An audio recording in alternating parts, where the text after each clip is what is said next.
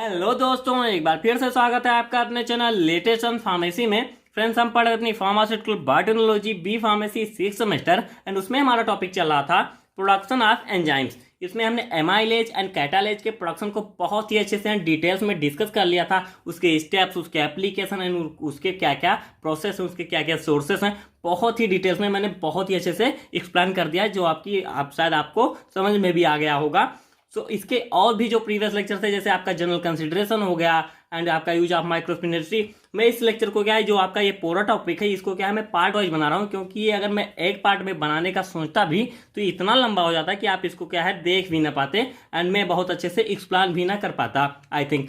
सो मैं इसको क्या है पार्ट वाइज दे रहा हूँ, जिससे आपको देखने में भी प्रॉब्लम ना हो और मैं अच्छे से आपको प्रोवाइड भी करा सकूँ, जो भी कॉन्टेंट है आपको डिटेल्स में समझा भी सकूँ। सो इस लेक्चर में हम डिस्कस करेंगे पेरोक्सिडेज एंड लाइपेज के प्रोडक्शन के बारे में, इसके सोर्सेस, इसके एप्लीकेशन एंड इसके जो भी प्रोडक्शन के स्टेप्स हैं, इन कंप्लीट टॉपिक को हम डिस्कस करेंगे।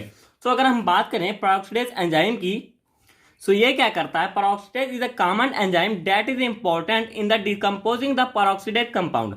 अब ये क्या है, जो आपका पेरोक्सिडेज एंजाइम है, ये पेरोक्साइड कंपाउंड को क्या है डिकम्पोज करता है, मींस इसको तोड़ता है। अब यहां पर मैंने आपको प्रीवियस लेक्चर में थोड़ा सा बताया था कि कैटालेज एंजाइम भी सेम प्रोसेस, वो भी क्या करता था, आपका जो पेरोक्साइड है इसको ही क्या तोड़ रहा था।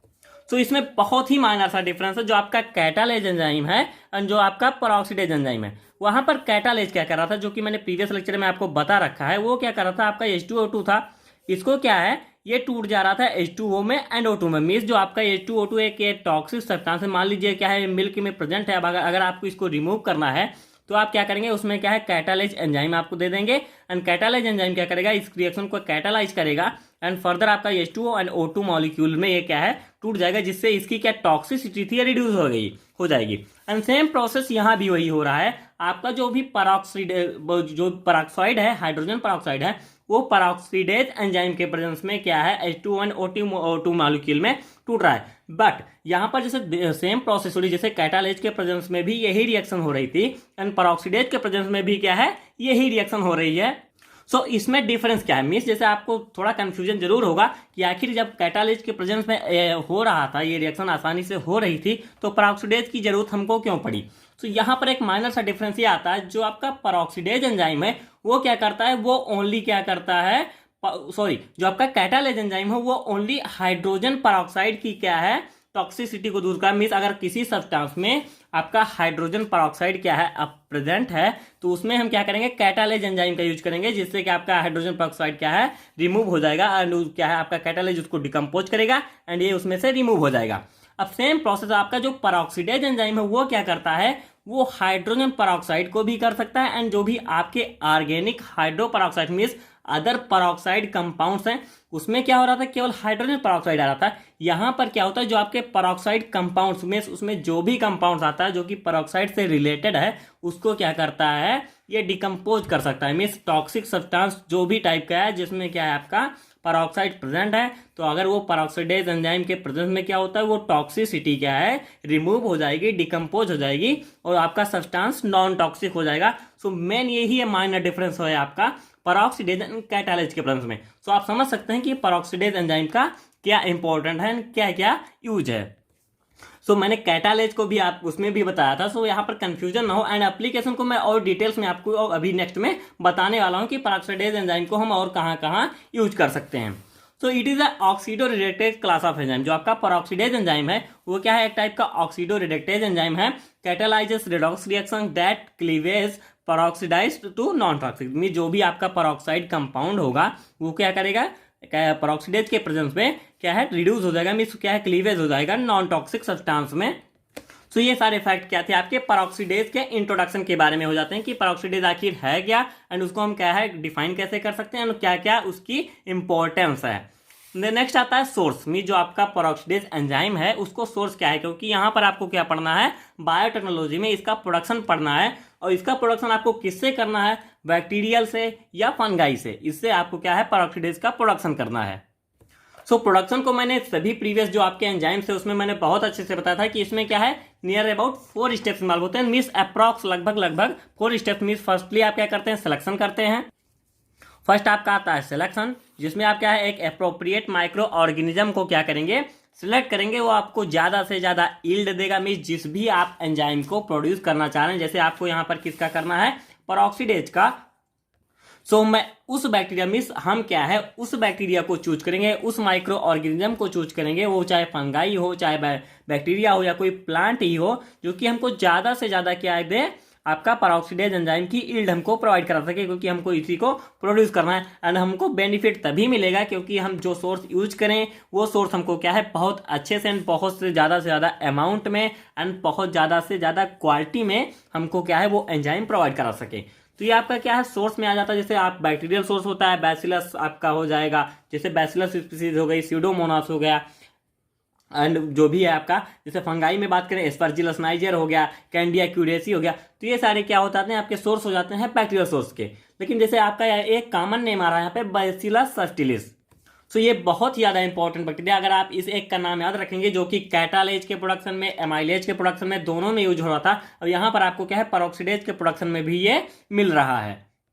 एंड यहाँ पर जब हम प्रोडक्शन पढ़ेंगे उसमें हम क्या चूज करने वाले हैं, आपका जो अभी आपका माइक्रो ऑर्गेनिज्म होगा वो होगा एस्परजिलस नाइजर, जो कि एक फंगाई है। तो यहाँ पर फर्स्ट आपका आता है selection of micro organism. And selection हम क्यों करते हैं, क्योंकि हम किसी भी भीड़ में, जैसे मैंने आपको अदर लेक्चर में बताए थे बहुत अच्छे से कि हम सिलेक्शन क्यों करते हैं, तो यहाँ पर भी मैं अब आपको एक बार जरूर बता दूं। जैसे मान लीजिए क्या है एक ये क्या है कॉलोनी है, ये एक बैक्टीरिया की कॉलोनी है, एंड आपको उस एक बैक्टीरिया, अब यहाँ पर क्या है आपका बैसिलस भी प्रेजेंट है, एंड जो भी आपके जैसे स्यूडोमोनास भी प्रेजेंट है, तो ये सारे आपके प्रेजेंट है, एंड एस्परजिलस नाइजर भी प्रेजेंट है, एंड जो भी हैं सारे के सारे प्रेजेंट है। अब इसमें से आप उस को चूज करना है जो कि ज़्यादा से ज़्यादा आपको यील्ड दे सके, ज़्यादा से ज़्यादा आपको एंजाइम प्रोवाइड करा सके। तो यहाँ इसका मतलब एक यही होता है कि हम सिलेक्शन उसी लिए करते हैं कि हम उसको चूज करें जो कि हमको ज़्यादा से ज़्यादा यील्ड दे सके, जिस भी हम डिजायर्ड मीन्स एंजाइम को हम प्रोड्यूस करना चाहते हैं उसकी यील्ड हमको बहुत अच्छे से बहुत क्वालिटी में मिले। एंड वो प्रोसेस क्या है चीपेस्ट मीन्स उसमें हमको बहुत ज़्यादा से ज़्यादा खर्चा भी ना पड़े। अब यहाँ पर आता है माइक्रो ऑर्गेनिज्म हमने चूज कर लिया, जो कि हमारा क्या होगा एस्परजिलस नाइजर हो गया, जिसको हम क्या है आइसोलेट करते हैं from soil and orange fruit से। अब इसको क्या है, इसको आप एक मीडियम प्रोवाइड कराएंगे जिससे इसकी क्या हो ग्रोथ हो सके। सो यहाँ पर हम इसके लिए जो ग्रोथ मीडियम यूज करेंगे, जो आपका क्या है एस्परजिलस नाइजर, जो आपका फंगाई है, उसके लिए हम यूज करने वाले हैं पोटैटो डेक्सट्रोज अगार। अब इसमें जो आपका ये मीडियम होगा, इसका क्या है टेम्परेचर होना चाहिए 4 डिग्री सेंटीग्रेड। अब नेक्स्ट आता है आपने मीडियम प्रिपेयर कर लिया, क्योंकि आपका जो भी प्रोसेस होता है फर्स्टली आप क्या करते हैं एक मीडियम प्रिपेयर करते हैं। अब उस मीडियम में क्या होता है उससे क्या है आप इनाकुलम प्रिपेयर करते हैं। इनाकुलम से फर्दर आप फर्मेंटेशन के लिए लेते हैं, क्योंकि ये स्टेप मैंने बहुत अच्छे से डिस्कस किया था, जो आपका जनरल कंसिडरेशन स्टेप था प्रोडक्शन ऑफ एंजाइम्स का। अगर आपने उसको अभी तक नहीं देखा तो आप वहां पर जाकर देख सकते हैं, उसकी लिंक मैं आपको डिस्क्रिप्शन बॉक्स में दे भी दूंगा। जो आपका production of enzyme general consideration, उसमें मैंने हर एक स्टेप को डिस्कस किया है कि आखिर हम कैसे कैसे मीडियम प्रिपेयर होगा, फिर फर्दर क्या इनाकुलम क्या होता है, एंड उसमें फिर फर्मेंटेशन कैसे करते हैं फर्मेंटर में। उस कंप्लीट टॉपिक को हमने बहुत अच्छे से डिफाइन कर रखा है, अगर आपने नहीं देखा तो आप उसको जाकर देख लीजिएगा। सो नेक्स्ट आता है आपने मीडियम प्रिपेयर कर लिया, एंड उसमें आपका जो मीडियम होगा वो होगा पोटैटो डेक्सट्रोज अगार, एंड उसमें हम क्या लेंगे एस्परजिलस नाइजर, इसके क्या है ग्रोथ कराने के लिए। नेक्स्ट आता है आपका मान लीजिए ग्रोथ हो गया, जो आपका मीडियम दिया था आपने उसमें एस्परजिलस नाइजर को ग्रोथ करा लिया है, तो नेक्स्टली आप क्या करेंगे इसका क्या है इनाकुलम प्रिपेयर करेंगे। अब इनाकुलम हम कैसे प्रिपेयर करते हैं, जो भी आपने ग्रोथ मीडियम प्रिपेयर किया था जिसमें आपने क्या है जो आपका फंगाई था, जो आपका एस्परजिलस नाइजर था, उसको ग्रोथ कराया था, अब उसमें क्या होता है जब उसका इनाकुलम प्रिपेयर करना होगा तो उसमें क्या करेंगे prepared by adding 10 ml of sterilised distilled water by adding to 5 days old PDA slant culture. अब यहाँ पर जो आपने ये ले रखा था पोटैटो डेक्सट्रोज अगार का, जो भी आपका मीडियम प्रिपेयर्ड था जिसमें आपका माइक्रो ऑर्गेनिज्म था, उसको क्या करेंगे उसको यहाँ पर ले लेंगे क्या करने के लिए इनाकुलम प्रिपेयर करने के लिए। 5% of inoculum was added for production of enzyme. अब इसमें से हम इनाकुलम प्रिपेयर करेंगे, क्योंकि मान लीजिए आपने कॉनिकल फ्लास्क में या किसी भी फ्लास्क में आपने क्या है इनाकुलम प्रिपेयर किया, जिसमें हम जो आपका प्रीवियसली जिसमें आपने माइक्रो ऑर्गेनिज्म को ग्रोथ कराया था उससे लेंगे, एंड फर्दर उसमें क्या है आपको फिर से अगेन उसका एक कल्चर मीडियम प्रोवाइड करेंगे, जिससे आपका उसमें क्या है आपका जो इनाकुलम होगा वो प्रिपेयर होगा, एंड उसमें बैक्टीरिया की उस स्पेसिफिक जो भी आपका जो आपका फंगाई था स्पेसिफिक उसकी क्या है यहाँ पर ग्रोथ होगी। अब उसमें से फर्दर अगर हम प्रोडक्शन करना हुआ हमको एंजाइम का, अब नेक्स्ट आता है आपका प्रोडक्शन ऑफ एंजाइम, तो उसमें हम प्रोडक्शन मीडियम यूज करते हैं, एंड प्रोडक्शन के लिए हम यूज करेंगे 5% ऑफ इनाकुलम। अब आपका इनाकुलम जो भी है, मान लीजिए उसकी जितना भी अमाउंट है उसका 5% हम यूज करेंगे किसके लिए, एंजाइम के प्रोडक्शन के लिए, जिसमें हमारा क्या होता है वो प्रेजेंट होता है जो आपने जो भी माइक्रो ऑर्गेनिज्म ले रखा है। एंड यहाँ पर हम क्या ले रहे हैं, एस्परजिलस नाइजर ले रहे हैं। तो यहाँ पर आपका प्रोडक्शन मीडियम का होगा जिसमें आप क्या करेंगे, जो आपका एंजाइम है उसको प्रोड्यूस कराएंगे। प्रोडक्शन मीडियम में आपका ग्लूकोज होता है 10 ग्राम हो गया, ईस्ट एक्सट्रैक्ट 2 ग्राम हो गया, NH4NO3 आपका 0.2 ग्राम हो गया, MgSO4 × 7H2 आपका 0.5 हो गया, K2HPO4 आपका 1 ग्राम हो गया। NH2 में से आप सब देख ले सकते हैं बहुत अच्छे से, एंड नोट्स में भी आप देख लीजिए, क्योंकि ये जो आपकी क्वांटिटी होगी वो 1 लीटर के लिए मैंने मीडियम की क्वांटिटी दे रखी है। नेक्स्ट आता है आपका प्रोडक्शन प्रोसेस। प्रोडक्शन आपको पता है क्योंकि मैंने अपने जनरल कंसिडरेशन लेक्चर में बता रखा है कि प्रोडक्शन हम करते हैं किसमें, फर्मेंटेशन प्रोसेस के थ्रू करते हैं एंड फर्मेंटर में करते हैं इसको। अब यहाँ पर जो भी आपने क्या है ले रखा था, जो आपका इनाकुलम था उसमें 5 ml ऑफ इनाकुलम मीन्स अब यहाँ पर आप इनाकुलम से ले रहे हैं, जो भी आपका इनाकुलम आपने प्रिपेयर किया था, जिसे आपने फर्स्टली क्या लिया था, कल्चर मीडियम, जिसमें आपका माइक्रो ऑर्गेनिज्म ग्रोथ किया था। यहाँ पर आप जैसे देख लीजिए एक बार, आपने लिया क्या है, कल्चर मीडियम, यहाँ पर आपका बैक्टीरिया जो भी आपका माइक्रो ऑर्गेनिज्म था वो ग्रोथ किया। अब नेक्स्टली आप प्रिपेयर करेंगे इनोकुलम। अब यहाँ पर आपने इनाकुलम मीन्स इसमें से आप कल्चर मीडिया लेंगे, इसको इनाकुलम प्रिपेयर, इनाकुलम में क्या होता है, एक बैक्टीरिया की एक कॉलोनी बनती है यहाँ पे, मीन्स इनाकुलम प्रिपेयर करने से आपको एक कॉलोनी बन गई। अब इसमें क्या है, हम उसका 5% पार्ट में, जैसे यहाँ पर आप ले रहे हैं 5 ml इनाकुलम को हम ले लेते हैं, और किस में लेंगे हम, जो हमारा 5 ml जो भी इनाकुलम होगा उसको हम किस मीडियम में लेंगे, जो आपका ये मीडियम हमने प्रिपेयर किया है, जो कि क्या है फर्मेंटर प्रोसेस के लिए हमने प्रिपेयर किया है। इसमें हम क्या ले लेंगे, 5 ml इनाकुलम लेंगे, जिसमें आपका एस्परजिलस नाइजर प्रेजेंट है, and 100 ml of production medium using steroid disposable syringe. अब वहाँ पर 100 ml प्रोडक्शन मीडियम हो जाएगा जो आप लेंगे, जिसमें आपका 5 ml इनाकुलम होगा। अब फ्लास्क को आप क्या करेंगे, जो इस भी फ्लास्क में आपने लिया है उसको इनक्यूबेट कर देंगे for 12 days in incubator, and at pH जो कि आपका पीएच का मेंटेनेंस क्या होगा 6.5, एंड टेम्परेचर होगा 25 डिग्री। अब यहाँ पर आपका फर्मेंटर में on a rotatory shaker eight 160 RPM। अब ये सारे प्रोसेस आपके क्या है उसमें हो रहे हैं, किसमें, फर्मेंटर में, एंड प्रोसेस क्या हो रही है, फर्मेंटेशन। नेक्स्टली आपका जैसे ये प्रोसेस आपका कंप्लीट होता है, मीन्स जो भी आपका रोटरी सेकर में वो जिस भी क्या है जो भी कंडीशन है उसको प्रोवाइड कराएंगे, तो वहाँ पर प्रोडक्शन ऑफ एंजाइम हो जाएगा। नेक्स्टली आप करेंगे उसकी रिकवरी एंड प्यूरिफिकेशन। ये क्या है आपका लास्ट स्टेप होता है किसी भी एंजाइम के प्रोडक्शन में। यहाँ पर आपने सारे स्टेप कर लिए, तो यहाँ पर आपको क्या मिलेगा, एक्सट्रैक्टेड एंजाइम, मीन्स जो आपका एंजाइम है उसको वो आपको मिल जाएगा, एंड उसकी आपको क्या करेंगे, पहले रिकवरी करेंगे, फिर क्या है उसका नेक्स्टली प्यूरिफिकेशन करेंगे, मीन्स उसको प्योरीफाई करेंगे, उसको क्या है फिल्टर करेंगे। अब यहाँ पर एक्सट्रैक्टेड आपका एंजाइम है उसको क्या करेंगे, अमोनियम सल्फेट के साथ आप क्या है रिएक्ट कराएंगे, जिससे वहाँ पर आपका एंजाइम है प्रेसिपिटेशन फॉर्म करेगा।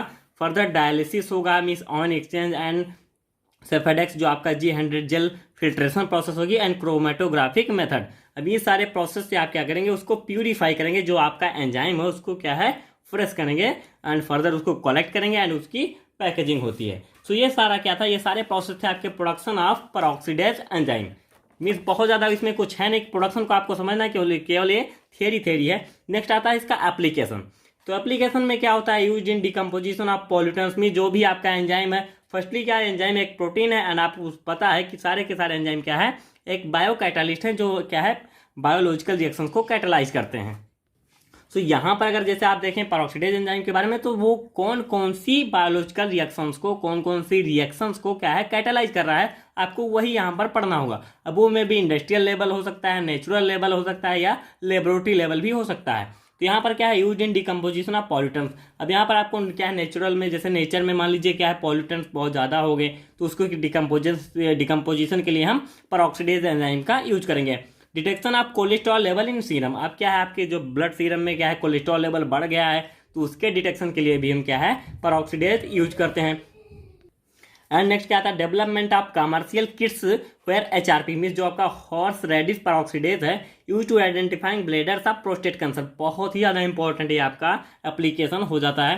नेक्स्ट आता है treatment of industrial waste water. जो आपका इंडस्ट्रियल वेस्ट वाटर निकलता है उसका ट्रीटमेंट मीन्स उसको अगर आपको रीयूज करना है, तो उसके लिए आप क्या है पेरोक्सीडेज एंजाइम के थ्रू उसको रीयूजेबल बना सकते हैं। नेक्स्ट आता है dye decolorization in analysis of diagnostic kits, paper industry में भी यूज करते हैं एंड पल्प इंडस्ट्रीज में भी यूज करते हैं। And HRP use as an enzyme labelled antibody in enzyme immunoassay. जो आपका HRP जो मैंने हॉर्स रेडिस पेरोक्साइडेज आपको बताया, वो की क्या है कि एंजाइम है जो कि लेबल्ड एंटीबॉडी क्या है, एंजाइम है। एंड उसको क्या है, एंजाइम के इम्यूनो मीन्स जो आपका इम्यूनो एसे होता है उसके लिए हम इसको यूज करते हैं। So it's all about peroxidase enzyme. And next आपका आता है लाइपेज। लाइपेज एंजाइम आपका जो ये नेक्स्ट टॉपिक है। सो ये क्या है, ये थोड़ा डिफरेंट टाइप का एंजाइम हो जाता है एंड ये आपकी क्या है के नेचुरल एंजाइम भी आप इसको मान सकते हैं, क्योंकि ये आपके बॉडी में पाया भी जाता है। आपके माउथ में हो गया, स्टमक में होगा एंड पैंक्रियाज में, मीन्स आप फूड इंटेक करते हैं, ये बहुत ही ज़्यादा आपका इंपॉर्टेंट एंजाइम है। आप कोई भी फूड इंटेक करते हैं तो वहाँ पर क्या होता है, ये क्या है उसको क्या है ब्रेक डाउन कराने के लिए बहुत ही ज़्यादा मीन्स आज आपका फूड है वो क्या है मेटाबोलाइज हुआ, फर्दर उसमें से आपको कार्बोहाइड्रेट मिलता है, मीन्स ग्लूकोज मिलता है। तो ये क्या है जो भी आपको ये मिल रहा है, ग्लिसराइड्स हो गए, ट्राइग्लिसराइड, उनका ये करता है क्या करता है ब्रेक डाउन करता है फैटी एसिड्स में। जैसे यहाँ पर आप डिफिनीशन देखिए, it is an enzyme that catalyse the breakdown of fats. में जो भी आपको फैट्स मिला, ट्राइग्लिसराइड्स मिले, उसको क्या करेगा मोनो में ग्लिसराइड में तोड़ देगा एंड फैटी एसिड्स में उसको तोड़ देता है। मीन्स इसका मेन क्या है मोटिव क्या होता है, जो आपके कॉम्प्लेक्स मॉलिक्यूल्स होते हैं उनको ये क्या करना, मीन्स जैसे आपका फैट्स क्या है कॉम्प्लेक्स मॉलिक्यूल है, अब इसको क्या करता है ये तोड़ देता है फैटी एसिड में एंड ग्लिसरॉल में। अब ये प्रोसेस क्या होती है लाइपोलाइसिस। मीन्स ये क्या है जैसे आपकी मान लीजिए लाइपोप्रोटीन, जैसे लाइपोलाइसिस करो में आपकी लाइपोप्रोटीन्स है, अब वो क्या है लाइपोप्रोटीन्स में आपका फैट्स अवेलेबल है, ट्राइग्लिसराइड्स अवेलेबल है। अब ये फैट्स एंड ट्राइग्लिसराइड्स आपको कहाँ से मिला, लाइपोप्रोटीन से। फर्दर जो लाइपेज एंजाइम है वो क्या करेगा इनको तोड़ देगा मोनो में एंड डाइग्लिसराइड में। अब सॉरी आपका लाइपेज जो क्या करता है, जो आपका ट्राइग्लिसराइड है उसको पहले क्या है डाइग्लिसराइड में तोड़ता है, उसके अगेन क्या है अगेंस्ट फिर क्या करता है फिर उसको तोड़ता है मोनो में एंड मोनो से बनते हैं आपके फैटी एसिड्स। ये क्या है इनका स्टेप्स होता है, मिस जैसे मैंने जो प्रीवियसली बताया वो भी गलत नहीं बताया, लेकिन यहाँ पर क्या होता है ये इनका एक सीक्वेंस होता है। ये ट्राई से पहले आपको डाई ग्लिसराइड प्रोवाइड कराएंगे, फिर डाई ग्लिसराइड से मोनो एंड मोनो ग्लिसराइड से आपको मिलेगा फैटी एसिड। सो ये सारी प्रोसेस थी। जैसे यहाँ पर आप देख सकते हैं ट्राइग्लिसरॉल आपका होगा लाइपेज के प्रेजेंस में फैटी एसिड एंड ग्लिसरॉल में टूट जाते हैं, आपका डायरेक्ट आप दिखा सकते हैं, कोई इसमें इशू नहीं है। Also called as glycerol ester hydrolase. अब इनको क्या करते हैं ग्लिसरॉल एस्टर हाइड्रोलाइज कहते हैं, क्योंकि अभी हाइड्रोलाइज यहाँ पर एक वर्ड आ रहा है, क्यों इसको हाइड्रोलाइज कहते हैं, क्योंकि यहाँ पर आपका H2O के प्रेजेंस में एंड आपका जो एंजाइम है वो भी प्रेजेंट रहता है। बट यहाँ पर मान लीजिए कोई भी आपने ट्राइग्लिसराइड लिया, फर्दर मैं अभी आपको रिएक्शन एक बताऊंगा, तो वहाँ पर आप कोई भी ट्राइग्लिसराइड लेंगे उसमें क्या है H2O एंड लाइपेज दोनों क्या है एक साथ वर्क करते हैं, जिससे आपको क्या है फैटी एसिड मिलता है एंड आपको ग्लिसरॉल प्रोवाइड होता है। अब ये क्या होता है lipase enzyme usually found naturally, अब नेचुरली आपके पैंक्रियाज माउथ एंड स्टमक में ये प्रेजेंट होता है। नेक्स्ट आता है इसके सोर्सेस, जो आपके लाइपेज एंजाइम है उसके सोर्स कौन कौन से हैं। सो इनका मेन सोर्स क्या होता है, अगर मान लीजिए कमर्शियली आपको इसको प्रिपेयर करना है तो मेनली हम यूज करते हैं फंगस को, जो आपका फंगाई होता है इसको हम मेन यूज करते हैं प्रोडक्शन ऑफ लाइपेज के लिए। एंड बैक्टीरियल सोर्स में भी आता है आपका सीडोमोनास स्पीसीज हो गए, स्टेप्लियोकोकस हो गया, तो ये सारे आपके क्या हो जाते हैं ये बैक्टीरियल सोर्स भी, इसमें प्लांट सोर्स भी हैं, लेकिन मेनली हम यूज करते हैं प्रोड्यूस बाय फंगाई, जिसमें हम यूज करते हैं स्पर्जिलस का, जो आप इस पे जैसे स्पर्जिलस नाइजर थी आपकी। अगर अगेन हम बात करेंगे उस रिएक्शन के बारे में, जैसे आपको यहाँ पर मिल रही है क्या, ये आपकी क्या है ट्राइग्लिसराइड है, इसमें आपका लाइपेज के प्रेजेंस में जब रिएक्शन होती है एंड यहाँ पर आपका H2O के मिक्स क्या है जो आपका ग्लिसरॉल हाइड्रोलाइज कह रहते हैं, जो हमने अभी फर्स्ट मैंने आपको देखा बताया ग्लिसरॉल एस्टर हाइड्रोलाइज हम इसको क्यों कहते हैं, क्योंकि ये क्या होता है हाइड्रोलाइज में ये क्या है वाटर के प्रेजेंस में रिएक्शन होती है, जो आपका ट्राइग्लिसराइड है वो H2 एंड लाइपेज के प्रेजेंस में क्या है मिस कैटलाइज होता है एंड इसे क्या है ग्लिसरॉल में टूटता है एंड फैटी एसिड में। फैटी एसिड आपका जैसे RCOH हो गया, ये क्या है इसके 3 मॉलिक्यूल्स आपको मिल जाते हैं। अब नेक्स्ट आता है प्रोडक्शन ऑफ लाइपेज, जो आपका लाइपेज का प्रोडक्शन है उसमें कौन कौन से स्टेप। फर्स्ट स्टेप आपको पता है selection of micro organism and हम उस स्पेसिफिक माइक्रो ऑर्गेनिज्म को यूज करेंगे, मैं अगेन रिपीट कर रहा हूँ, जिसकी क्या है हमको यील्ड ज़्यादा मिलेगी, जिसमें हमको कॉस्ट कम मिलेगी। सो इस हर एक आप प्रोडक्शन में उस चीज़ को कंसीडर करते हुए चलेंगे कि जो भी आपका माइक्रो ऑर्गेनिज्म होना चाहिए उसकी क्या क्वालिटी होनी चाहिए, किस क्वालिटी के अकॉर्डिंग हम उसको चूज करेंगे। सो इसमें आपका बैक्टीरिया इन्वॉल्व होगा, वो हो जाएगा स्यूडोमोनास एरियोजिनोसा एंड आपका जो ईस्ट हो जाएगा जो आपका एस्परजिलस नाइजर हो गया एंड कैंडिडा हो गया कैलेंड्रा सिलेंड्रेसिया। अब ये क्या है, हम यहाँ पर यूज करेंगे कैंडिडा सिलेंड्रेसिया को यूज करने क्या है प्रोडक्शन ऑफ लाइपेज के लिए। सॉरी, जो आपका एक कैंडिडा सिलेंड्रेसी है ये आपका क्या है, एक फंगस है। तो यहाँ पर हम इस फंगस का यूज करते हुए क्या करेंगे, लाइपेज का प्रोडक्शन करेंगे। नेक्स्ट आता है माइक्रो ऑर्गेनिज्म का ग्रोथ। अब उसमें हम माइक्रो ऑर्गेनिज्म के ग्रोथ कराने के लिए हमें क्या है, उसको लिए एक मीडियम प्रिपेयर करना पड़ेगा जिसमें हमको क्या है माइक्रो ऑर्गेनिज्म को ग्रोथ कराना है। तो यहाँ पर आपका क्या है कैंडिडा सिलेंड्रेसी है, यहाँ पर क्या है कैंडिडा, सॉरी ये नेम थोड़ा अजीब सा है इसलिए क्या है यहाँ पर मिस्टेक हो गई, सो सॉरी फॉर डैट। जो आपका कैंडिडा सिलेंड्रेसी है उसके लिए हम क्या है growth on east agar medium, ये क्या है ईस्ट अगार मीडियम में ग्रोथ करता है। इसकी भी टेम्परेचर क्या होगी, एट 4 डिग्री सेंटीग्रेड क्या है जो आपकी ये मीडियम प्रोवाइड कराएंगे वो आपका 4 डिग्री सेंटीग्रेड पर ही होगा। A loop full of cells from freshly grown culture of candida cylindracea was transferred to flask. अब यहाँ पर जो प्रोडक्शन मीडियम आप बना रहे हैं उसमें क्या होगा, एक लूप फुल सेल्स होगी आपकी and from freshly growth culture, उसमें क्या लेंगे candida cylindracea was transfer to a flask and incubated at 30 degree centigrade. इसको 30 डिग्री सेंटीग्रेड पर हम इनक्यूबेट करेंगे on a rotatory shaker at 200 RPM for 36 hours. अब इसमें क्या टाइम ड्यूरेशन थोड़ी ज़्यादा लग रही है, 200 क्या है आरपीएम इस रिवोल्यूशंस पर मिनट पर हम क्या है इसको 36 आवर्स के लिए रखेंगे। अब इसमें फॉर्मुलेशन मीडियम आप क्या रखेंगे, जो आपका फॉर्मुलेशन मीडियम होगा यहाँ पर थोड़ा सा आपको डिफरेंस भी समझना होगा, जो आपका फार्मुलेशन मीडियम हो गया। अब ये फार्मुलेशन मीडियम आप क्या है यूज करेंगे प्रोडक्शन ऑफ एंजाइम में भी, मीन्स जो आपका फर्मेंटर होगा यही मीडियम वहाँ भी यूज होता है, जैसे आपका K2PO4 होगा या आपकी क्वांटिटी जो भी आपकी दे रखी, लेकिन यहाँ पर जो आपका ग्लूकोज होता है एंड इसमें हम क्या है एक पाल्म ऑयल भी यूज करते हैं। सो अगर हम माइक्रो ऑर्गेनिज्म का यहाँ पर ग्रोथ करा लेते हैं, मान लीजिए माइक्रो ऑर्गेनिज्म का आपका ग्रोथ हो गया, तो उसके लिए जब हम इनाकुलम प्रिपेयर करेंगे तो उसमें जो हमारा क्या है जो मीडियम होगा उसमें हम क्या है ग्लूकोज की जगह पर हम क्या लेंगे, सॉरी उसमें हम ग्लूकोज लेंगे। बट अगर हम लेते हैं क्या जो प्रोडक्शन अगर हमको बनाना जो कि हम फर्मेंटर में लेंगे जो आपका मीडियम, उसमें हम ग्लूकोज की जगह लेते हैं पाल्म ऑयल कार्बन सोर्स के लिए। तो यहाँ पर बस माइनर सा डिफरेंस है, मैं फर्दर अभी आपको इसको बताने वाला भी हूँ आपके लेक्चर में भी। तो यहाँ पर आप देखिए जैसे medium containing flask was sterilised at in an autoclave at 121 degree centigrade for 20 minute. अब आपका जो भी मीडियम आपने प्रिपेयर किया है उसमें आप क्या लेंगे, जो उसको स्टेरिलाइज करेंगे, मीन्स जो भी आपने इनाकुलम प्रिपेयर किया, फर्स्टली आपने क्या है ग्रोथ मीडियम प्रिपेयर किया था और नेक्स्ट आपका था इनाकुलम प्रिपेयर किया। अब उस इनाकुलम में क्या लेंगे, मीन्स आपका मीडियम वहां पर सेम ही है बट क्या थोड़ा सा माइनर डिफरेंस होगा, जब आप क्या करेंगे प्रोडक्शन कराएंगे वहां पर आपको माइनर सा डिफरेंस आपको शो कराना पड़ेगा। अब यहाँ पर आपने इनाकुलम को क्या कराएंगे स्टेरिलाइज कराएंगे 121 डिग्री सेंटीग्रेड पे फॉर 20 मिनट्स। नेक्स्ट आता है आपका प्रोडक्शन प्रोसेस, इसमें होगा medium use in production is same only difference of carbon source. अब यहाँ पर जो डिफरेंस होता है वो क्या है कार्बन सोर्स का ओनली डिफरेंस होता है। एंड क्या डिफरेंस होता है, जो आपका पाल्म ऑयल होता है उसमें उसको हम यूज करते हैं प्रोडक्शन मीडियम में, मीन जब आप फर्मेंटर में प्रोडक्शन कराएंगे तब हम यूज करेंगे palm oil as a carbon source. But अगर आप इनाकुलम प्रिपेयर करते हैं या आप माइक्रो ऑर्गेनिज्म की ग्रोथ करा रहे हैं तो वहां पर हम क्या है यूज करेंगे एज अ कार्बन सोर्स, हम ग्लूकोज को यूज कर रहे हैं, बस इतना सा डिफरेंस है। अब आता है प्रोडक्शन के क्या क्या प्रोसेस इन्वॉल्व होते हैं। 50 gram of sterile palm oil was transferred aseptically to the sterilize medium in the fermenter. अब यहाँ पर फर्मेंटर में आप लेंगे 50 gram sterile palm oil as a carbon source and 10% of the total inoculum was added. अब जो आपने यहाँ पर जो इनाकुलम था आपका उसको आप क्या लेंगे, जितनी भी क्वांटिटी थी आपकी इनाकुलम की उसका हम 10% ले लेंगे। नेक्स्ट आता है sample of 50 ml of withdrawn एसेप्टिकली।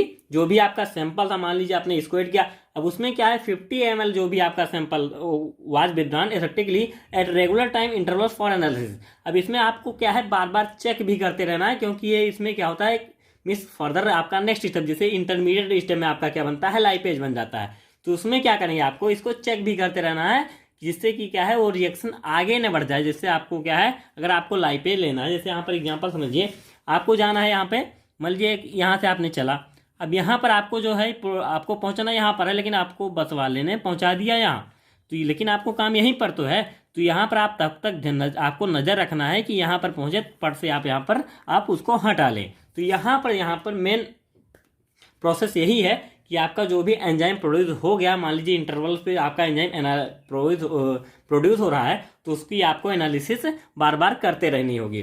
Temperature condition क्या होती है, 28 से 33 डिग्री सेंटीग्रेड, pH होगा 6 to 7, स्टीयरिंग स्पीड होगा आपका 500 रिवोल्यूशंस पर मिनट।